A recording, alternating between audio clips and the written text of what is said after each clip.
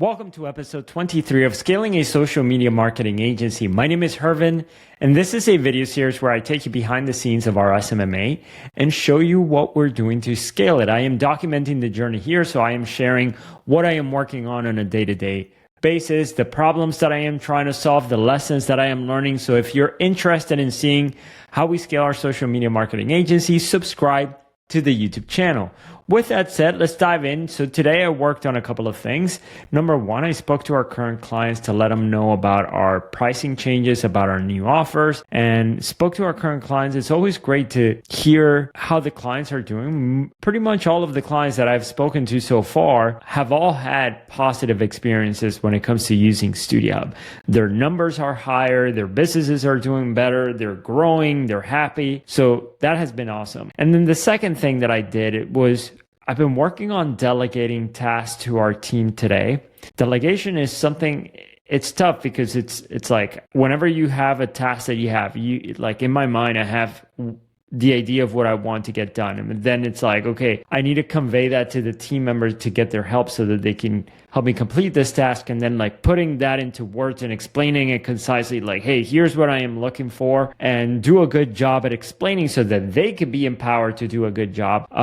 So do a good job at explaining. It's a tough thing, like just condensing everything that needs to happen and everything that needs to be done and communicating the end result while also like talking about all the different steps that need to be completed. Yeah, so that is something tough. And then if I don't do a good job at it, then it puts the team members into a bad position where they are just like, they don't know essentially what to do, or they don't have clarity around what to do. So I was trying to put together instructions for the team members today on what I was looking for. Let me explain what I am looking for. So essentially in our company, we're moving away from selling the different pricing options that we had, the different SaaS plans that we had, and then also additional services. Let me just show you right here on my screen. So this is our old pricing page. We're getting rid of, we used to have like these SaaS plans, and then people could choose monthly or yearly.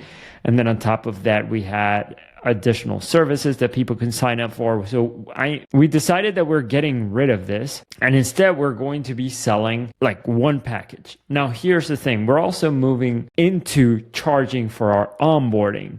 So now we're going to charge either $3,000 or $5,000 for our onboarding experience. And that is not taken accounted for in the way we used to charge our old prices. Now, because of the fact that we're changing that we're charging for our onboarding, that's the first thing that people are going to pay for. That changes a lot of things for us. I didn't realize how much it actually changes. So right now, the way it works is that people can go on this website page, then they click on the option that they want. It takes them to a page where they're now going to pay for their essentially SaaS plan. And the first month, part of what they have is like they have the onboarding process. So it used to be that as soon as they paid, we would start onboarding them, and the faster they got onboarded, the sooner they could take advantage of the software and start seeing the results. But if they were slow for whatever reason, 30 days later, they would still get billed because we were still helping them. Anyway, we are changing that now to something that looks like this. So now they're going to pay for the onboarding. Whether they go through the onboarding fast or whether they go through the onboarding slow, the goal is that they understand how to use the system. They understand how everything is set up. We train them, like we go through the onboarding properly, not rush, but we go through it properly and only start charging them for their recurring, essentially monthly fee after they've been onboarded. So that makes it so that whether they go through it quickly or slowly, even if they go through it slowly, they're not getting billed later. But okay, so that change right there changes a lot of our onboarding. So starting with the fact that, starting with some very little things, like, for example, in the past, it used to work like this. People would select the plan that they wanted, right? Like they would select the automation plus Ads Launcher. And then once they would do that, they would pay for this. Then they would get shown the additional services. Like, hey, do you want Client Success Manager? Do you want ad consulting? How about ads consulting and ads maintenance? So they would choose that. And then from there, they would fill out a form with their business information, and then they could start the onboarding. And the other thing too is that as soon as they paid for this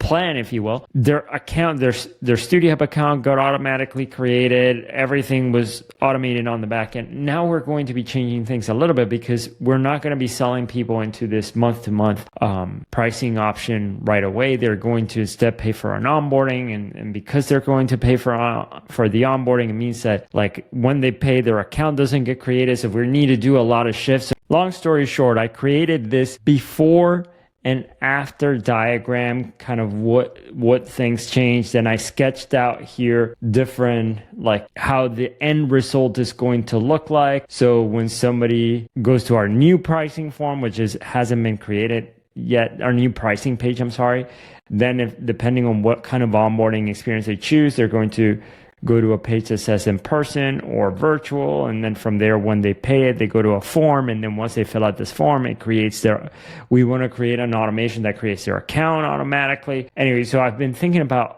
everything that needs to happen. Like, just if this happens and this happens, how do all the domino pieces come together? And like, yeah, how do you make it into a seamless experience for the client, but all of the automations on the back end? Like, how do all the cables connect? So that's what I spent a bunch of time thinking about today, and then trying to explain this to the team. So I created a lot of different tasks here and eliminated also different tasks. The tasks that you see in red, I eliminated. The tasks that you see in green are tasks that I created for the team. These are all tasks that I created. And Miro, which is kind of a place where I visualize things, but that's not actually where we delegate the work to the team members. We actually do that in ClickUp. So there's a project document here that says like, create and implement the growth partner plan. That's a new plan that we are working on. And here are the things that need to happen, why we're doing this. And then on top of that, if you see here, these are kind of, do you see here these headlines? Those are the headlines that you could see right here. So these are the top headlines, kind of like